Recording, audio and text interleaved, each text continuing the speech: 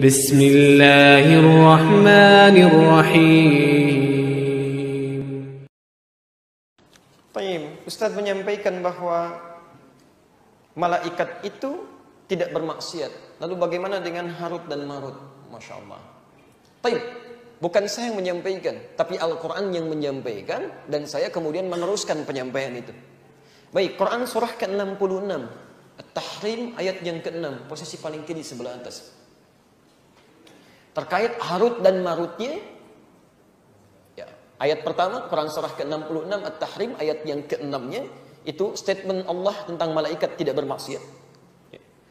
Terkait Harut Marutnya, di Quran surah kedua Al-Baqarah ayat 102, posisi paling kiri sebelah atas. Ayatnya cukup panjang. Ya. Baik, kalau sudah dipahami, saya teruskan. Bismillahirrahmanirrahim. Perhatikan firman Allah, saya langsung ke ujungnya saja. La ya'sunallaha ma amarahum wa yaf'aluna ma yu'marun. La ya'sunallaha, para malaikat itu tidak akan pernah bermaksiat pada Allah Subhanahu wa taala. Ya. Kalimatnya menggunakan fi'il mudhari. Fi'il mudhari. Bismillah. Boleh saya hapus sebentar? Bismillah. Baik, kalau pekan lalu ada yang menghapus otomatis. Kenapa pekan ini enggak ada? Baik, simpan sebentar. Baik. La ya'sunallaha.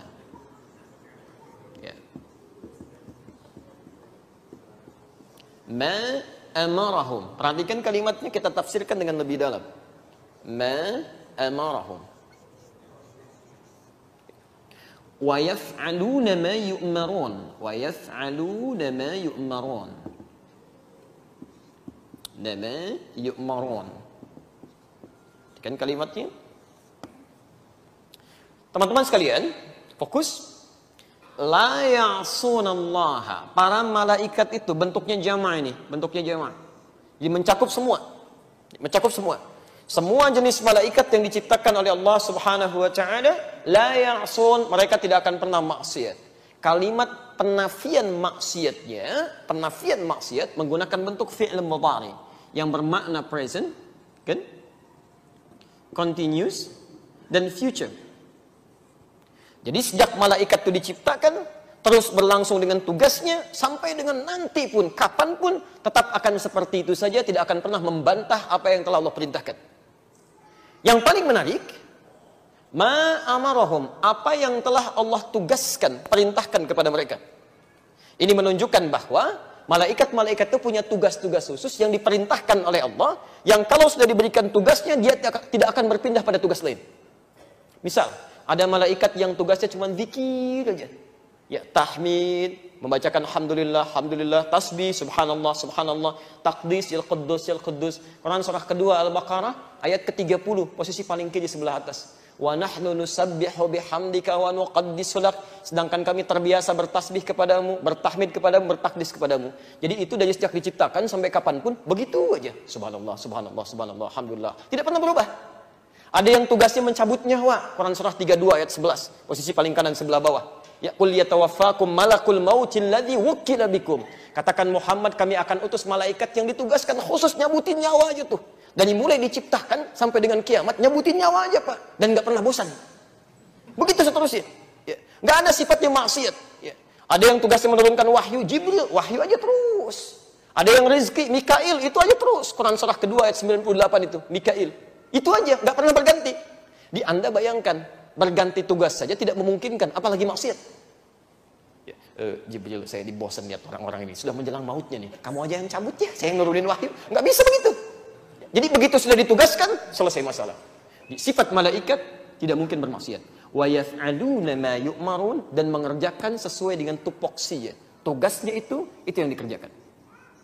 Nah, teman-teman, ini penting diketahui, malaikat diberikan oleh Allah ketaatan paripurna sesuai dengan tugasnya, karena unsur penciptaannya cuma sifat takwa namanya. Takwa saja. Ya. Ini rahasianya. Sedangkan sifat takwa ini sumber kebaikan.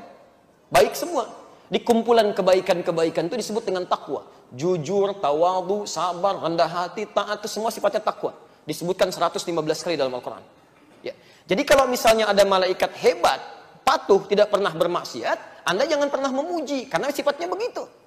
Hebatnya malaikat Jibril, memang hebat. Anda nggak usah puji, karena sifat bawaannya memang hebat, taat kepada Allah. Lawan dari takwa itu nafsu. Nafsu. Disebutkan 115 kali dalam Al-Quran. Sama kalimatnya. Sedangkan nafsu terbalik dengan takwa, kecenderungannya membawa pada yang tidak baik. Quran surah ke-12 ayat 53, posisi paling kiri sebelah atas. Wa ma ubarri'u nafsi, saya tidak bisa menyucikan jiwa saya. Jadi sebagai seorang manusia, jangan kita menganggap diri kita suci karena tidak bebas dari kesalahan. Manusia itu punya sifat nafsu. Ya. Innan nafsa la'ammaratun bisu, dan nafsu itu cenderung membawa pada yang tidak baik. Lawan dari takwa itu nafsu. Nah, mohon maaf, ada makhluk yang diciptakan hanya dengan nafsu saja. Nggak ada takwanya. Namanya hewan. Di hewan tuh nafsu aja, nggak punya takwa. Ya, makanya Anda kalau menemukan hewan berbuat salah, jangan dicela. Memang bawahannya begitu. Ya, Anda nyapu misalnya, sudah dipel rapi, jernih, ya Masya Allah. Sampai kelihatan lah bersihnya, jernihnya, ya, kinclongnya gitu. Tiba-tiba ayam lewat ke situ, buang kotoran. Baru Anda pel, buang kotoran di situ. Lalu Anda celak misalnya, dasar ayam. Ya memang begitu ayam. Ya, karena memang bawaan sifat itu cuma punya nafsu, takwa nggak punya. Ya, kambing misalnya, saat Idul Adha insya Allah sebentar lagi, Anda ikat samping masjid tuh. Kambing jantan, kambing betina. Azan berkumandang, samping masjid muncul hasratnya, tiba-tiba dempet-dempetan, tuh kan? Dekat-dekatan. Jangan dipersalahkan, karena dia nggak punya sifat takwa. Yang jadi masalah itu kalau punya ada makhluk, punya sifat takwa, melakukan perbuatan yang tidak dikerjakan oleh hewan. Itu yang bermasalah. Dan kabar yang harus kita terima, manusia oleh Allah saat diciptakan itu menggabungkan keduanya. Punya takwa, punya nafsu. Makhluknya yang menggabungkan takwa dengan nafsu itu disebut dengan bashar. Manusia ketika pertama kali diciptakan diterangkan oleh Allah. Ini makhluk berbeda dengan malaikat, lain dengan jin, karena dia punya potensi-potensi takwa dan nafsu. Quran surah ke-15 ayat ke-28. Wa idh qala rabbuka lil malaikati inni khaliqun bashar. Makanya jangan heran kalau dalam jiwa kita itu selalu ada dua dorongan itu. Anda tidak percaya silahkan. Begitu azan berkumandang, hati kecil kita mengatakan cepat, siap-siap, sudah azan. Punya getaran begitu? Itu jiwa takwa. Tapi begitu azannya selesai, sisi yang lain mengatakan, tenang, baru azan, qomatnya belum, masih ada 15 menit lagi, imamnya belum datang, paling kesiangan kayak kemarin. Jadi muncul itu suasana itu. Itu nafsu. Dua hal yang saling bertentangan. Takwa didorong oleh malaikat disebutkan 88 kali dalam Al-Quran, nafsu didorong oleh setan. Setan disebutkan 88 kali dalam Al-Quran.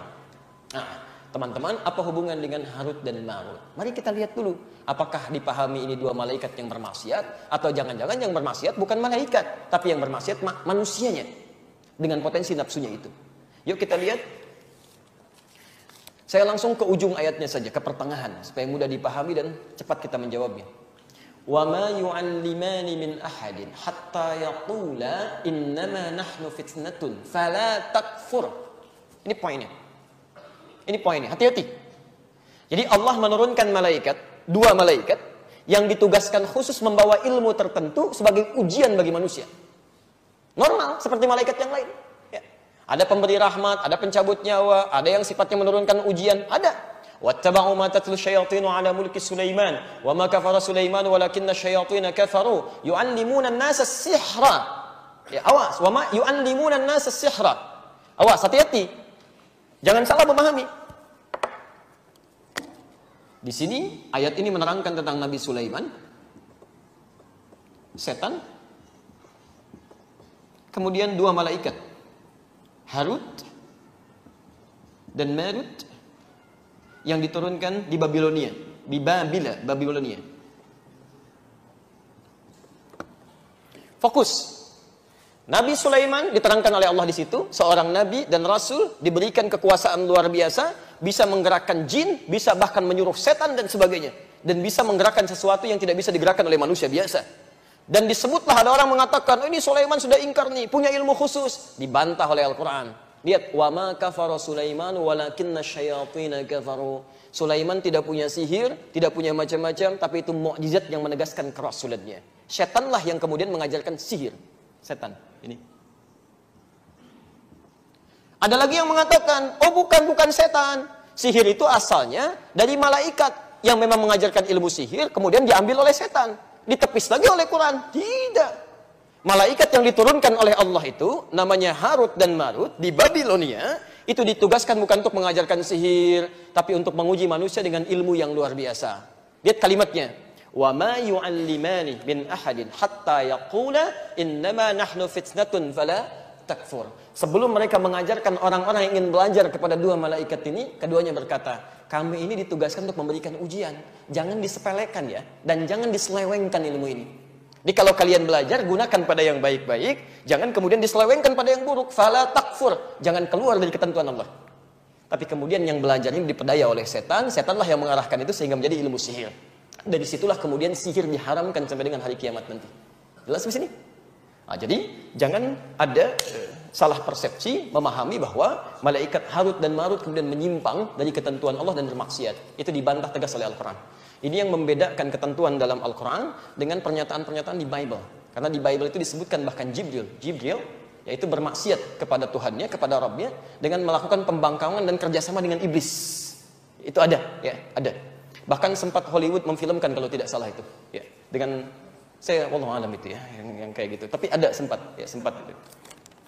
Jelas di sini? Alhamdulillah. Kalau nggak salah pemerannya Keanu Reeves dulu deh. Kalau tidak keliru. Saya baca. Saya senang baca itu, saya. Baik. Saya jangankan bacaan-bacaan biasa. Yang positif-positif saya baca untuk menyampaikan pesan-pesan.